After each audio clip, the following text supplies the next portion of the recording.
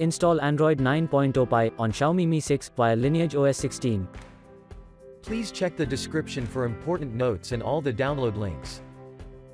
First download ROM and GApps packages, then transfer the downloaded files to the phone storage, link is in the description below. Step 2. Boot your device into TWRP recovery. Once in TWRP, click on Wipe, Advanced Wipe, and select the check boxes, as shown in the image, excluding internal storage.